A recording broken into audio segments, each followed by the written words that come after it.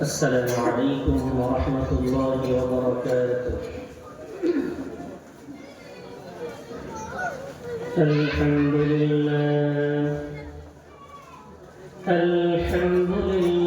نحمده ونستعينه ونستغفره ونؤمن به ونتوكل عليه ونعوذ بالله من شرور أنفسنا ومن سيئات أعمالنا. من يهده الله فلا مضل له ومن يضلله فلا هادي له، ونشهد أن لا إله إلا الله وحده لا شريك له،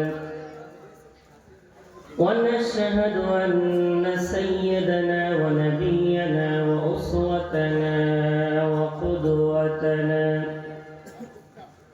وإمامنا وشفيعنا وحبيبنا ومولانا محمدا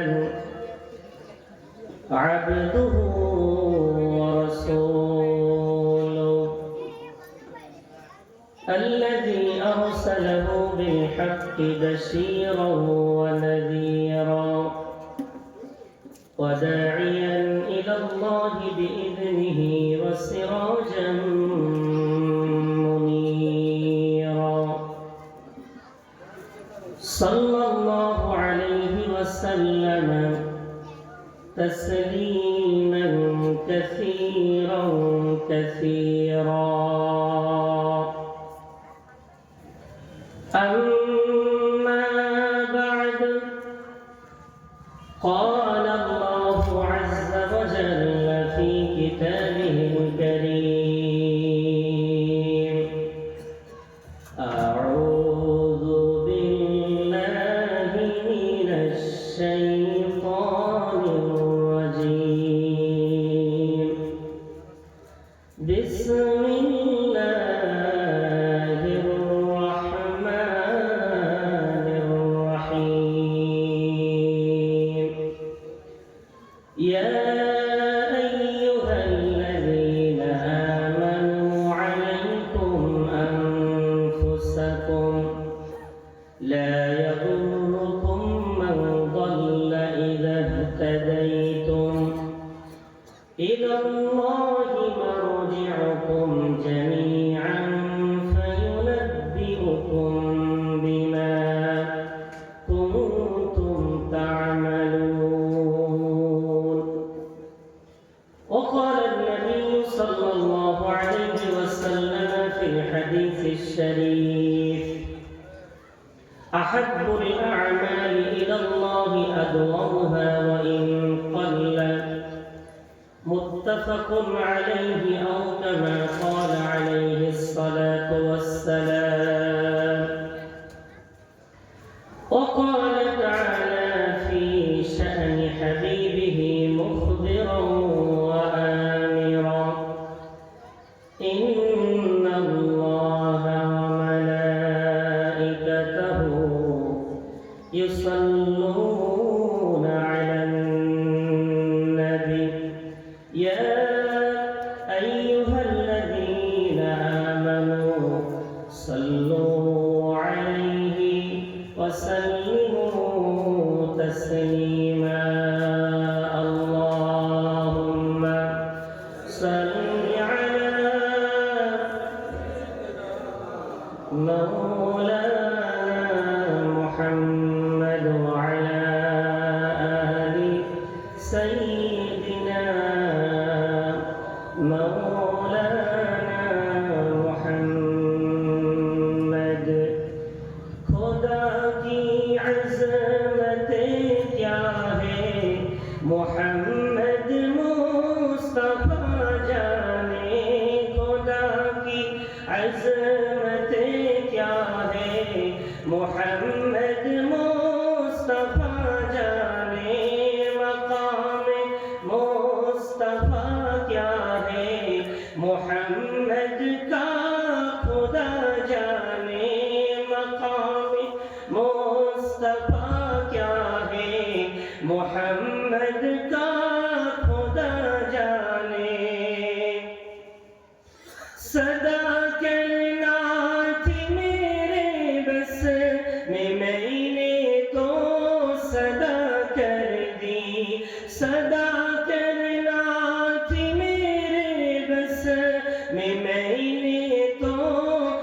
गदा कर दी, ओ क्या देंगे मैं क्या लूंगा, ओ क्या देंगे मैं क्या लूंगा, सखी जाने गदा जाने खुदा की अज़मतें क्या है, मोहम्मद मुस्तफा जाने मकामे मुस्तफा क्या है, मोहम्मद का खुदा जाने। कहा जिब्रील ने सिदरा तलक मेरी रसाई थी, कहा जिब्रील ने सिदरा तलक मेरी रसाई थी, है कितनी मंजिले आगे, है कितनी मंजिले आगे, नबी जाने खुदा जाने, है कितनी मंजिले आगे, नबी जाने खुदा जाने, मकाम मुस्तफा क्या है, मोहम्मद का खुदा जाने। अल्लाहुम्मा सल्ली अला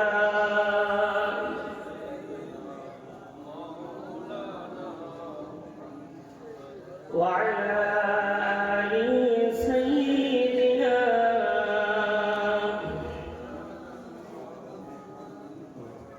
সাল্লাল্লাহু আলাইহি ওয়াসাল্লাম। মহান ইসলামী ধর্মসভার স্বনামধন্য আমার অত্যন্ত শ্রদ্ধাভাজন দীর্ঘ 3 বছর যাবৎ আলহামদুলিল্লাহ আমার এই মাহফিলে আসার আল্লাহ তৌফিক দিচ্ছেন। সেই মাহফিলের যোগ্য, দক্ষ এবং উপযুক্ত সাহেব সাদর স্বনামধন্য আপনাদের মাথার মুকুটমণি ইমাম সাহেব হুজুর, মসজিদের স্বনামধন্য বন্ধুবর মুয়াজ্জিন সাহেব, সম্মুখ উপবিষ্ট আল্লাহ প্রেমী, নবী প্রেমী, বয়সের বড় বাবাজিরা, সমবয়সী আমার ভাই বন্ধুরা, স্নেহের সন্তানেরা, পর্দার আড়ালে অবস্থিতা পদ্মা নসিরা মমতাময়ী আমরা যেন বোনেরা, সকলকে শ্রেণীগত ভালোবাসা, আন্তরিক শুভেচ্ছা জানিয়ে আল্লাহর কাছে দোয়া চাইছি, আপনারা দোয়া করেন। আজকের আলোচনার বিষয়বস্তু আদর্শ সমাজ গঠনে ইসলামের ভূমিকা কি। আমি এই বিষয়ে কোরআন হাদিসের আলোকে কিছু কথা আপনাদের সামনে উপস্থাপন করার নিয়তে বসেছি।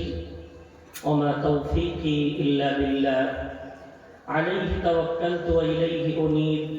আমাকে বলার আগে, আপনাদের মতো গুণীজনদেরকে শোনার আগে, যে কথাগুলো আল্লাহ বলাবেন, শোনাবেন, আমরা প্রত্যেকেই যেন তার উপরে আমল করতে পারি, আল্লাহ সেই তৌফিক ইনায়েত করেন।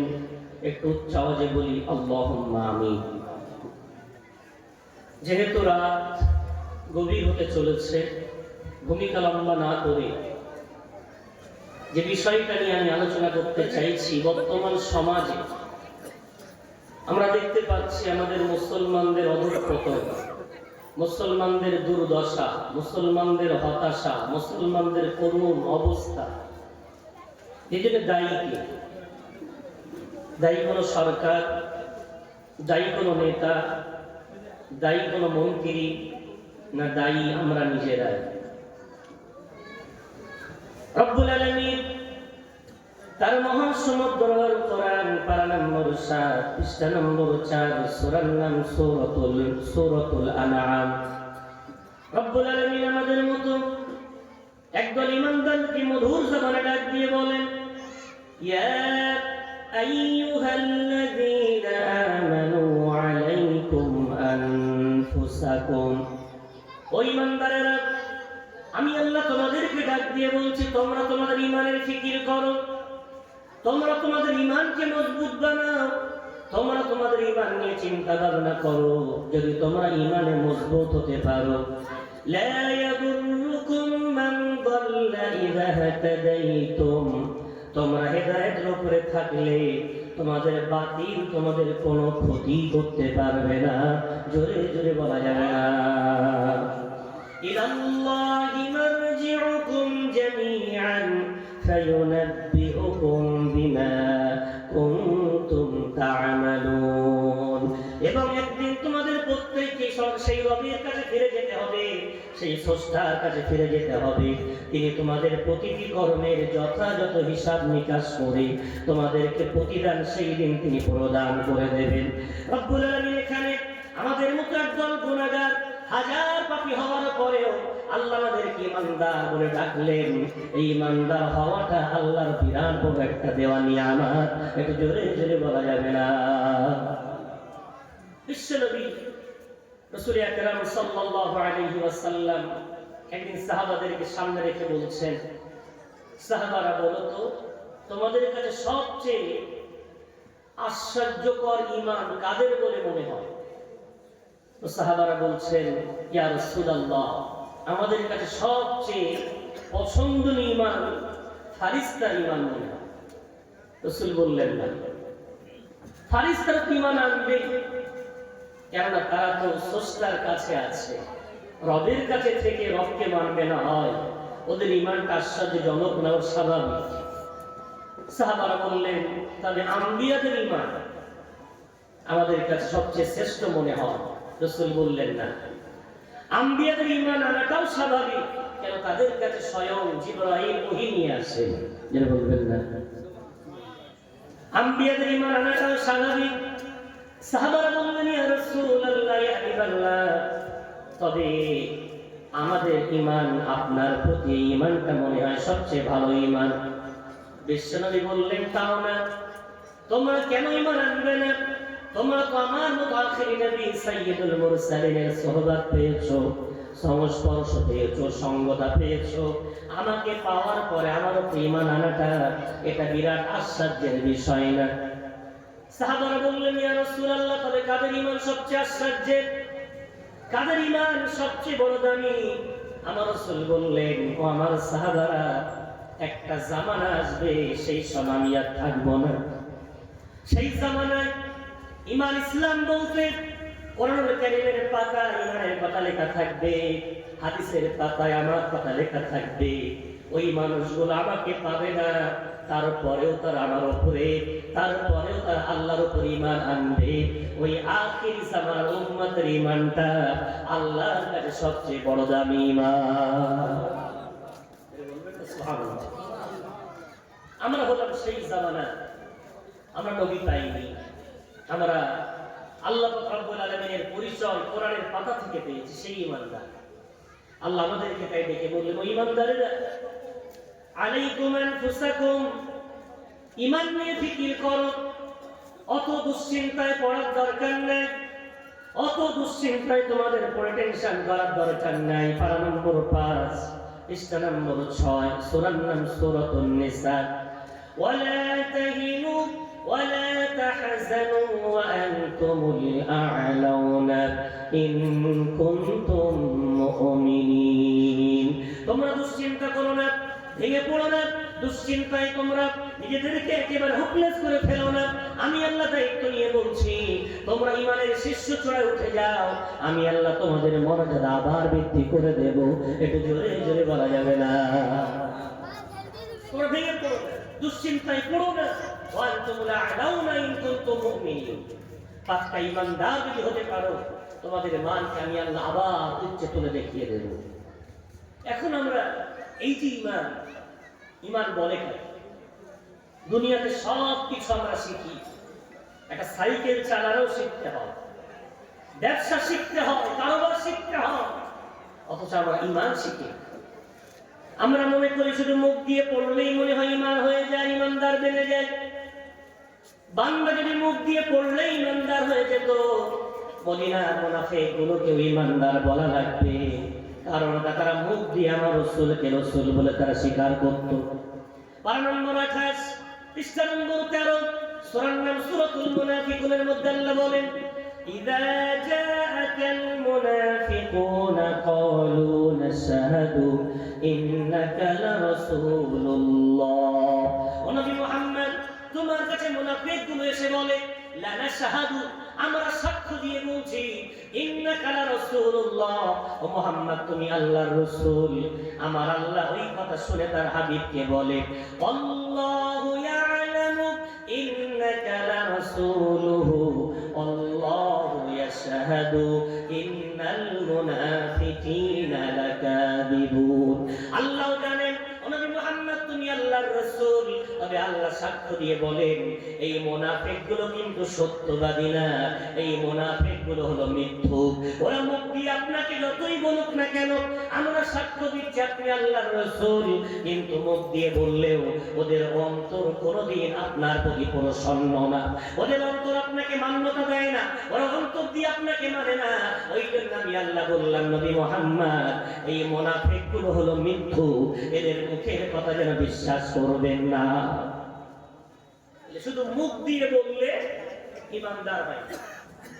আচ্ছা, মুখ দিয়ে বললে যদি ইমানদার না হয় তাহলে শুধু অন্তর দিয়ে বিশ্বাস করলে কি ইমানদার হয়ে যাবে? কোরআনুল কারীম পারা নাম্বার 2 পৃষ্ঠা নম্বর 1 সূরার নাম সূরাতুল বাকারার মধ্যে আল্লাহ বলেন আল্লাযীনা আতাইনাহুমুল কিতাবা ইয়ারিফুনাহু কামা ইয়ারিফুনা আবনাআহুম। ও নবী মুহাম্মদ যারা আহলে কিতাব, যাদেরকে আমি আল্লাহ তাওরাত দিয়েছি, ইনজিল দিয়েছি, জাবুর দিয়েছি, ওরা কিন্তু আপনাকে এমন ভাবে চেনে যেমন নিজের পরিবারের সন্তানদেরকে ওরা চেনে, নিজের সন্তানদেরকে যেমন করে ওরা মানে, নিজের সন্তানের চেয়ে ওরা বেশি জানে যে আপনি আল্লাহর রাসূল। কিন্তু নবী মুহাম্মদ ওরা অন্তর দিয়ে জানার পরেও ওরা বাহ্যিকভাবে আপনাকে মানে না, তাই অন্তর শুধু মানলেও ওরা কোনোদিন ঈমানদার বলে গণ্য হবে না। তাহলে মুখে বললেও সে ঈমানদার, শুধু অন্তরে বিশ্বাস করলেও সে ঈমানদার। আর ঈমানদার কারা? ঈমানদার কারা? বুখারী শরীফের সহিহ হাদিস সাইয়্যিদুনা উমর ফারুক রাদিয়াল্লাহু তাআলা আনহু ঈমানদার মুসলমানের জন্য 5টা দিক বললেন। বুনিয়াল ইসলামু আলা খামসিন শাহাদাতি আল্লা ইলাহা ইল্লাল্লাহ ওয়া আন্না মুহাম্মাদার রাসূলুল্লাহ ওয়া ইকামিস সালাতি ওয়া ইতাইজ যাকাতি ওয়াল হজ্জি ওয়া সাওমি রমাদান মুত্তাফাকুন আলাইহি ওয়া কামা ক্বালা আলাইহিস সালাতু ওয়াস সালাম।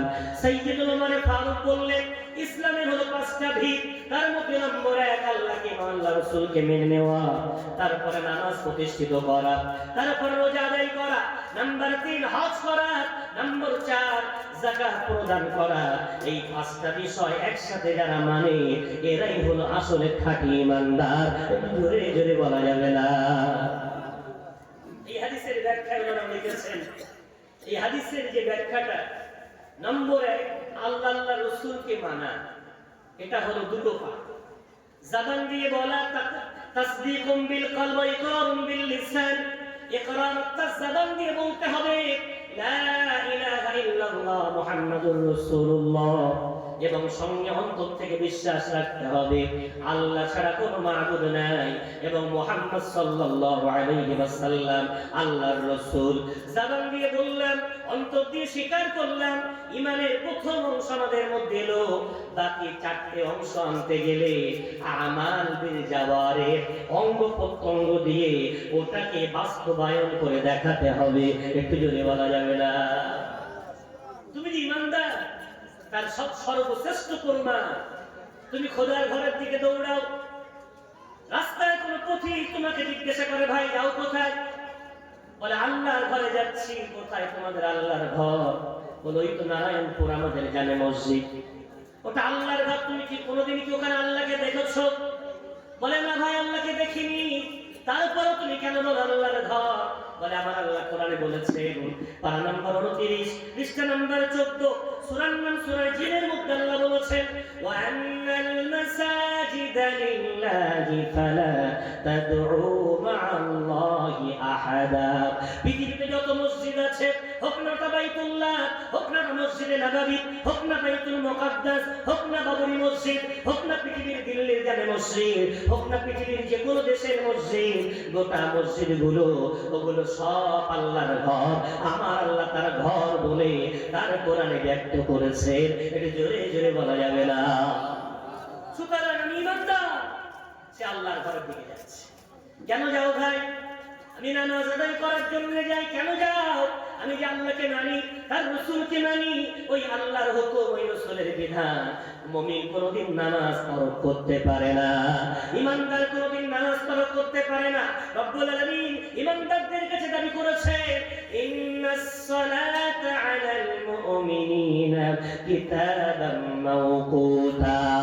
ইমানদার যারা সময় মতো তারা পাবন্দির সাথে 5 ওয়াক্ত নামাজ আদায় করবে, ওরা কোনো বাহানা ওযর পেশ করবে না, বরং ইমানদারের লক্ষণ ওরা নামাজ ছাড়া কোনোদিন শান্তি পায় না। এটা জোরে জোরে বলা যাবে না। ইমানদার নামাজ ছাড়া তৃপ্তি পেতে পারে না। আমাদের দিকে প্রচুর আছে, আপনাদের দিকে আছে কিনা জানি না। জুমার দিনে অন্য দিনের তুলনায় একটু মুসল্লি বাড়ে না? বাড়ে না? একটু বেশি হয়। দুর্ভাগ্যক্রমে ইমাম সাহেব যেই 2 রাকাত ফরজটা আদায় করিয়ে দেন, এত দ্রুত মসজিদ ছাড়ার জন্য ব্যতিব্যস্ত মনে হবে মসজিদ আগুন লেগে গেছে। ও ভাই, দৌড়াও কেন? এত দ্রুত তুমি বাড়াও কেন? কি ব্যাপার? তোমার মসজিদের মধ্যে ভালো লাগে না কেন? ও মুসলমান, ওই মসজিদের মধ্যে তোমার ভালো না লাগার 2টো কারণ হতে পারে। নাম্বার 1, হয় তুমি আল্লাহ প্রেমী নও। নাম্বার 2, তুমি মুনাফিক হতে পারো। বিশ্বনবীর একটি হাদিসের মধ্যে আছে, মুনাফিক আল্লাহর ঘরের মধ্যে গেলে খাঁচায় বন্দি পাখির মতো তার কষ্ট হয়। সবার লাস্টে এলে এত দ্রুত যাও কেন? হয় তুমি আল্লাহকে মানো না, অথবা যদি মানো তোমার মধ্যে নেফাক আছে, তোমার অন্তরের মধ্যে নেফাক মুনাফিকের সিফাত আছে, ওই জন্য দ্রুত বার হওয়ার জন্য ব্যতিব্যস্ত হয়ে যাও। আর যদি তোমার আল্লাহর ঘর ভালো লাগে, আল্লাহর ঘরের মধ্যে তোমার শান্তি আসে, আল্লাহর ঘরে তুমি দেওয়ানা হয়ে যাও, তুমি সৌভাগ্যবান মনে মনে আনন্দ পেতে পারো। আমার রাসূল হাদিসের মধ্যে বলেছে, ইমানদার মসজিদের মধ্যে গেলেও মনে করে যেমন পানির মধ্যে মাছ তার জীবন ফিরে পায়, আনন্দের সাথে সাঁতার কেটে বেড়ায়। পানি যেমন মাছের কাছে প্রিয়, ইমানদারের কাছে আল্লাহর ঘর ততটা প্রিয়। জোরে জোরে বলা যাবে না। ওই ইমানদার, তুমি ইমানদার যদি হয়ে থাকো, ইমানের ফিকির করো, ইমান নিয়ে একটু ভাবো। আজ গোটা পৃথিবীতে আমাদের কত করুণ অবস্থা বলে, ফিলিস্তিন থেকে শুরু করে, আমাদের মায়ানমার থেকে শুরু করে, আমাদের ভারতবর্ষ থেকে শুরু করে বিভিন্ন দেশে কম অত্যাচার আমাদের উপরে হচ্ছে না। বিশেষ করে এই মুহূর্তে সুদান, তাদের উপরে কঠিন অত্যাচার। মুসলমান বলে তাদের রঙে রং, কৃষ্টি কদাকার বলে, কালো বর্ণের বলে ধরে ধরে তাদেরকে ওপেন গুলি করা হচ্ছে, অপরাধ করা হচ্ছে। এই যে করুণ অবস্থা হচ্ছে মুসলমানের কারণে, এর মূল কারণ আমরা ঈমান থেকে দূরে সরে এসেছি। আমাদের কাছে আল্লাহ আল্লাহ রাসূলের চেয়ে দুনিয়া বেশি আমাদের কাছে ভালো হয়ে উঠেছে, প্রেমের বস্তু হয়ে উঠেছে। রব্বুল আলামিন সতর্ক করেছেন, ও ঈমানদারেরা তোমরা কি জানো, তোমাদের কাছে যদি একটা জিনিস আমি আল্লাহ আমার রাসূলের চেয়ে বেশি প্রিয় হয়ে ওঠে, আমি আল্লাহ তখন তোমাদের কঠিন থেকে কঠিন শাস্তি দেব। কোরআন আমাদের কিন্তু ওই শুধু তারাবির নামাজের পড়া কিতাব নয়, ওটা শুধু মাইয়েতের মাথার কাছে তেলাওয়াত করা কিতাব নয়। কোরআন সর্বযুগে সর্বসময়, পূর্বের যুগে বর্তমানে ভবিষ্যতে সর্বযুগের জাতির জন্য দিশা দেবে। এটা যদি বলা যাবে না, ওই কোরআন দিশা দেয়। আযাব আসার কারণ কি রব্বুল আলামিন কত সুন্দর করে বলছেন। পারা নম্বর 10 পৃষ্ঠা নম্বর 9 সূরার নাম সূরা তাওবার মধ্যে আমার আল্লাহ বলেন, কুল ইন কানা আবাউকুম ওয়া আবনাউকুম ওয়া ইখওয়ানুকুম ওয়া আযওয়াজুকুম ওয়া আশীরাতুকুম ওয়া আমওয়ালুন ইqtaraftumuha ওয়া তিজারাতুন تخشون كسادها ومساكن ترضونها أحب إليكم من الله ورسوله وجهاد في سبيله فتربصوا حتى يأتي الله بأمره الله বলছে নবী মুহাম্মদ বলে দাও কখনো যদি তোমার উম্মতের কাছে এই আটটা জিনিস আল্লাহ রাসূলের কাছে আল্লাহর পথে চলার চেয়ে বেশি প্রিয় হয় ফাতারাব্বাসু অপেক্ষা করতে বলো হাত্তা ইয়াতি আল্লাহু বিআমরি এমন আযাব পাঠাবো আমি দাঁড়িয়ে দেব এমন আযাব পাঠাবো তাদেরকে আমি আল্লাহ ঝাঁকিয়ে দেব ওরা তখন বুঝে নেবে এত আযাব আসার মূল কারণ আমার রব ভুলে গেছে আটটা বিষয় আল্লাহ এখানে বলছেন এই আটটার মধ্যে নম্বর 1 আল্লাহ বললেন যদি তোমাদের কাছে কুল ইন কানা আবাউকুম তোমাদের পিতামাতা যদি আল্লাহ রাসূলের চেয়ে তোমাদের কাছে বেশি প্রিয় হয়ে যায় পিতামাতা আল্লাহ রাসূলের চেয়ে যারা প্রিয় না হয় কেন পৃথিবীর মধ্যে সবচেয়ে ইমানদারের কাছে কেউ যদি দামি হন তিনি হলেন আমার আল্লাহ এবং তার রাসূল যদি বলা যাবে না বিশ্বনবীর সহিহ হাদিস আমার রাসূল বললেন সালাসুম মান কুন্না ফীহি ওয়াজাদা বিহিন্না হালাওয়াতাল ঈমান তিনটে গুণ যার মধ্যে থাকবে অবশ্যই সে ঈমানের মজা পেয়ে যাবে সাহাবারা বললেন ইয়া রাসূলুল্লাহ ওই তিনটে গুণ কি কি আমার রাসূল প্রথম নম্বরে বললেন আইয়াকুনাল্লাহু ওয়া রাসূলুহু আহাব্বা ইলাইহি মিম্মা সিওয়াহুমা আল্লাহর রাসূল যদি কোন ঈমানদারের কাছে তার জীবনের চেয়ে বেশি প্রিয় হয়ে যায় ওই ঈমানদারটা ঈমানের মজা পেয়ে যাবে জোরে জোরে বলা যাবে না আল্লাহ নিষেধ করলেন পিতা যেন তোমাদের কাছে আমি আল্লাহ আমার রাসূলের চেয়ে বেশি প্রিয় না হয় নাম্বার 2 ওয়াবনাউকুম তোমাদের সন্তান সন্ততি যেন আল্লাহ রাসূলের চেয়ে তোমাদের কাছে বেশি প্রিয় না হয়ে যায় নাম্বার 3 ওয়া ইখওয়ানুকুম তোমাদের ভাই বেরাদার যেন তোমাদের কাছে আল্লাহ রাসূলের চেয়ে বেশি প্রিয় না হয়ে যায় নাম্বার 4 ওয়া আজওয়াজুকুম তোমাদের স্ত্রীরা তোমাদের কাছে আল্লাহ রাসূলের চেয়ে প্রিয় না হয়ে যায় নাম্বার 5 ওয়া আশিরাতুকুম তোমার খানদানের মানুষ যেন আল্লাহ রাসূলের চেয়ে বেশি প্রিয় না হয়ে যায় কটা হয়ে গেল 5টা বাপ সন্তান ভাই বেরাদার এবং নিজের স্ত্রীগণ এবং নিজের খানদানের মানুষ নম্বর 6 আল্লাহ বলেন ওয়াশিরাতুকুম ওয়া আমওয়ালুন ইকতারাফতুমুহা ওই সম্পদ যে সম্পদের তুমি আজ মালিক ওই সম্পদ যে সম্পদ কমে যাওয়ার তোমার ভয় আছে ওই সম্পদ যেন আল্লাহর রাসূলের চেয়ে বেশি প্রিয় না হয়ে যায় ওয়া তিজারাতুন তাকশাউনা কাসাদা ওই ব্যবসা বাণিজ্য যে ব্যবসা বাণিজ্যের মধ্যে কমি আসার আতঙ্ক তোমার মনের মধ্যে আছে নম্বর 8 ওয়া মাসাকিন তারদাউনাহা তোমার বিরাট আরাম আছে অট্টালিকা বিরাট বিলাসবহুল তোমার বাড়িঘর আরাম আছে তোমার বিল্ডিং বালাখানা এই 8টা জিনিস যদি তোমার কাছে আল্লাহ রাসূলের চেয়ে বেশি প্রিয় হয়ে যায় আমি আল্লাহ বলে দিলাম ফাতারাব্বাসু অপেক্ষা করো হাত্তা ইয়াতি আল্লাহু বিআমরি আমি আল্লাহ এমন আযাব পাঠাবো তোমরা পশ্চিম কালেও ভাবতে পারবে না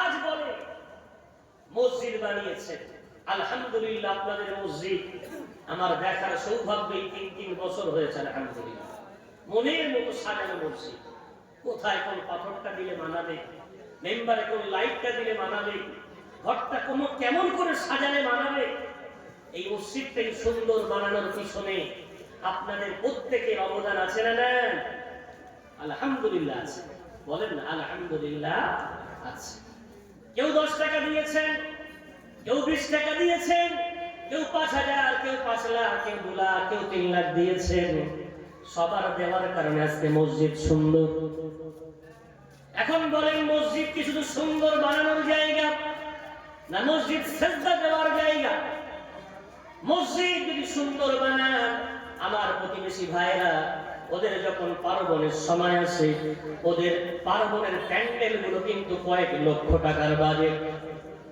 হয় নয়? কয়েক লক্ষ টাকা দিয়ে ওরা সুন্দর প্যান্ডেল বানায়। প্যান্ডেলটা লক্ষ লক্ষ টাকা দেয়। ওরাও প্যান্ডেল বানালো, আর আমরা মুসলমান আল্লাহর ঘর সুন্দর করে বানালাম।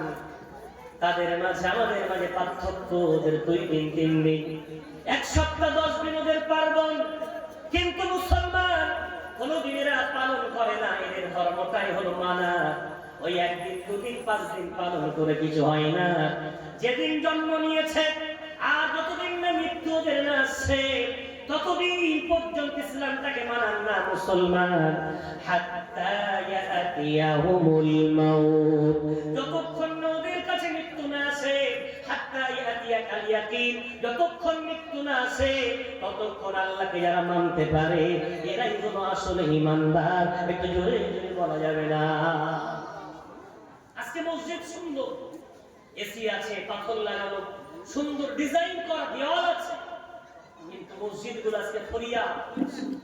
আমার আল্লাহ, আমি তোমার ঘর, আমি মুসল্লি হারা, আমি আজকে অভুক্ত, আমার খাদ্য নাই, আমার পেটে বড় ক্ষুধা, আমার গোটা মসজিদের মধ্যে 500 মুসল্লি দরকার, কিন্তু আল্লাহ আজকে মুসল্লির সংখ্যাটা হ্রাস পেয়েছে।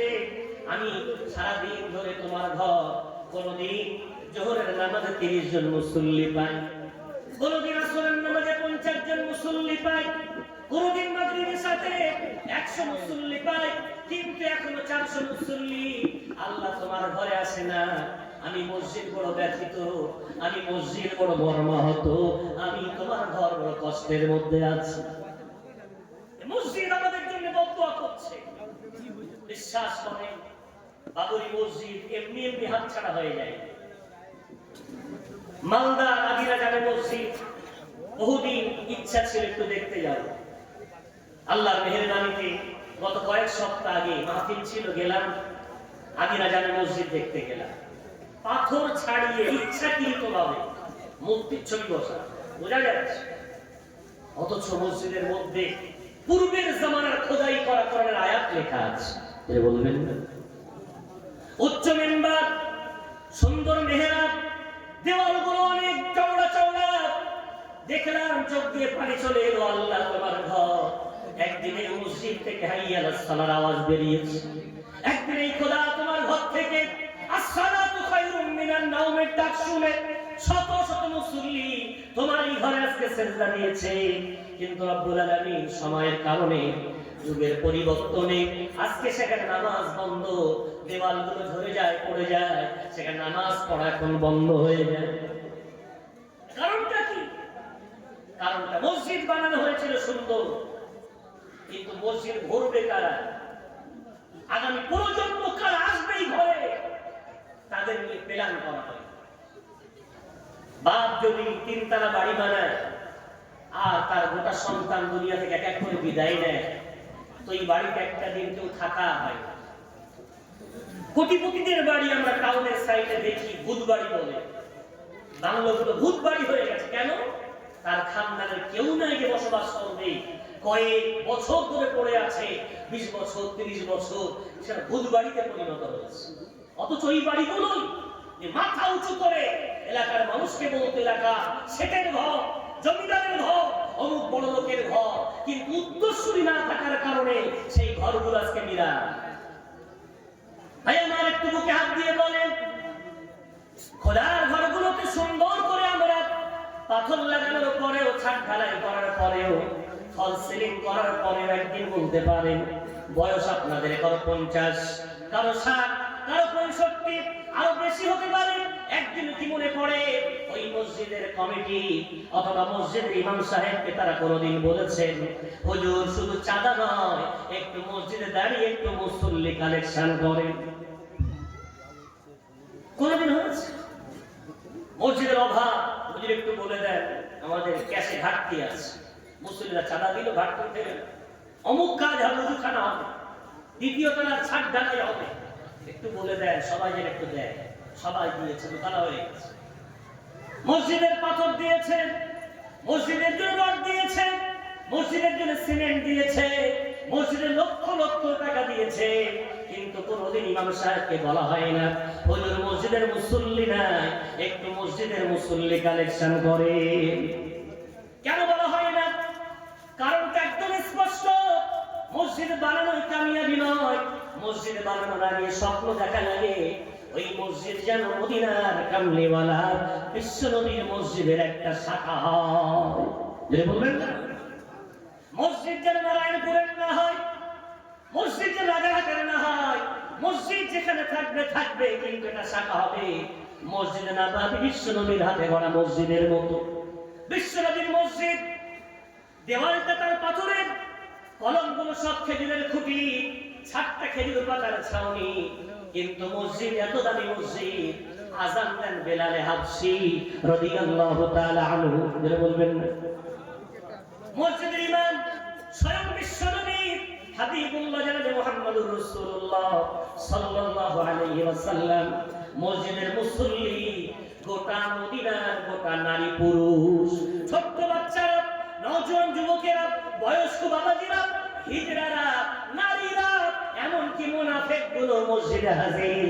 সাহাবারা বলতেন আমরা দুটো ফতোয়া দিতাম বিশ্বনবীর জামানায়, আমরা যখন বেঁচে ছিলাম দুটো ফতোয়া দিতাম। মসজিদে যদি কেউ না আসে আমরা বলতাম মানুষটা মনে হয় খুব অসুস্থ, আসার ক্ষমতা নাই, ওই জন্য খোদার ঘরে আসি। আরেকটা ফতোয়া দিতাম ওই মানুষটা পাক্কা মুনাফিক, অসুস্থ যদি না হয় পাক্কা মুনাফিক বলে খোদার ঘরে আসে না। এই পাক্কা মুনাফিকের ফতোয়া দিতাম বলে মুনাফিক গুলো ভয়ে ভয়ে খোদার ঘরে আসতো, যদি না যাই সবাই জেনে যাবে আমরা পাক্কা মুনাফিক। তাই মুনাফিক গুলো জামাতে নামাজ আদায় করতো, একটু জোরে বলা যায় না? আজ মানে আমাদের মসজিদ গুলোর কত করুণ অবস্থা। মসজিদ দুতলা তিনতলা বানানোর পর মসজিদে মুসল্লি করি, ফজরের নামাজে মুসল্লি পাওয়া যায় না, জোহর আসরে মুসল্লি পাওয়া যায় না। একটা জায়গায় হয়তো মুসল্লি কম হতো বিশ্বনবীর জামানার সাথে। আজকের জামানার একটা পার্থক্য, সেটা হলো বিশ্বনবীর জামানায় নারীরা জামাতে যেত, কিন্তু বর্তমানে নারীদের মসজিদে যাওয়া হলো হারাম। কেন? কোরআনের দলিল, আল্লাহ পাক রব্বুল আলামিন নামাজ যখন ফরজ করলেন, বিশ্বনবীর জামানার এই আদেশ সবাই মেনে নিয়ে মসজিদে যেতেন। এখন মুসল্লি কি করে দাঁড়াবে? আমার রাসূল তাদেরকে ফতোয়া দিলেন বয়স্করা দাঁড়াবে, যারা উলুল আহলাম, বিবেকবান বুদ্ধিমান, ওরা বিশ্বনবীর কাছাকাছি দাঁড়াবে। তারপরে যুবক, তারপরে বাচ্চা, তারপরে হিজড়া, তারপরে নারীরা। এভাবে বিশ্বনবীর মসজিদে কাতারগুলো ভাগ করা ছিল। বিশ্বনবী ইন্তেকাল করার পর মুনাফিকগুলো দেরিতে মসজিদে আসে, উযু করতে গিয়ে বাহানা করে, আর উযু করতে দেরি করায় ওদের জায়গা হয় মহিলাদের পাশে। পিছনে কারা দাঁড়িয়েছিল? মহিলা। উযু করে যখন লাস্টে মসজিদে আসে ওরা মহিলার পাশে দাঁড়ায়। এখন একজন মহিলা তিনটে পুরুষের নামাজ নষ্ট করে দেয়। কয়জন? তিনটি। নম্বর এক, ওই মহিলার পিছনে যে দাঁড়িয়ে আছে ওই পুরুষের নামাজ নষ্ট হয়ে যাবে। ওই মহিলার ডান পাশে পুরুষ দাঁড়িয়ে আছে ওর নামাজ নষ্ট হয়ে যাবে। ওই মহিলার বাম পাশে পুরুষ আছে ওর নামাজ নষ্ট হয়ে যাবে। একজন নারীর কারণে তিনজন পুরুষের নামাজ নষ্ট হয়। আম্মা জান আয়েশা দাঁড়ালেন, ফতোয়া দিয়ে বললেন, রাসূলের সাহাবারা, এই যে ফিতনার জামানা শুরু হয়েছে, মানুষ নারীদের পাশে দাঁড়াচ্ছে অবস্থা দেখছো, আমার মনে হয় রাসূল যদি বেঁচে থাকতেন নারীদেরকে মসজিদে আসা হারাম করে দিতেন। যেমন বনি ইসরাঈলের নারীদেরকে মসজিদে যাওয়া হারাম ছিল, আমার রাসূল নারীদেরকে মসজিদে যাওয়া হারাম করে দিতেন। আম্মা জান আয়েশার ফতোয়াকে মেনে নিয়ে সব সাহাবা ইজমা করলেন। কোরআন, হাদিস, ইজমা, কিয়াস, চারটি দলিল, সব সাহাবা একমত হয়ে গেলেন আম্মা জান আয়েশা আপনার ফতোয়া আমাদের ফতোয়া, জোরে বলা যাবে না? তাই নারীরা আর মসজিদে যায় না। কিন্তু আমার সমাজে বয়স্করা আছে, যুবকরা আছে, বাচ্চারা আছে, হিজড়া আছে, কিন্তু আমার সমাজে কই? কিছু বয়স্ক বাবাজিরা যান বটে, তবে যুবকেরা যায় না। বাচ্চারা যায় না। এর জন্য কে দায়ী? আগামী প্রজন্ম তৈরি না করার জন্য কে দায়ী? আপনি বলবেন বক্তা দায়ী, আপনি বলবেন ইমাম দায়ী, আপনি বলবেন আলিম দায়ী, কেউ দায়ী নয়, বরং আমি দায়ী। 12 নম্বর আয়াত, পৃষ্ঠা নম্বর 19, সূরার নাম সূরা তাহরিমের মধ্যে আল্লাহ বলেন, ইয়া আইয়ুহাল্লাযীনা আমানু কু আনফুসাকুম ওয়া আহলিকুম নারা। ও ঈমানদারেরা, আমি আল্লাহ তোমাদেরকে ডাক দিয়ে বলছি, তোমরা একা জাহান্নাম থেকে বাঁচলে হবে না, তোমার পরিবারকে জাহান্নাম থেকে বাঁচানোর দায়িত্ব দুনিয়ার কারো নয়, বরং তোমার। তুমি যেমন নিজেকে জাহান্নাম থেকে বাঁচাতে পারছো, তোমার পরিবারকে জাহান্নাম থেকে না বাঁচালে কিয়ামতের দিন আমি আল্লাহ তোমাকে ছেড়ে দেব না। বরং তুমি অর্ধেকটা কোরআন মানলে, অর্ধেকটা মান্য করলে, নিজেকে জাহান্নাম থেকে বাঁচালে, পরিবারকে জাহান্নাম থেকে বাঁচালে না, ওর জন্য কিয়ামতের দিন আমি আল্লাহ তোমাকে পাকড়াও করব।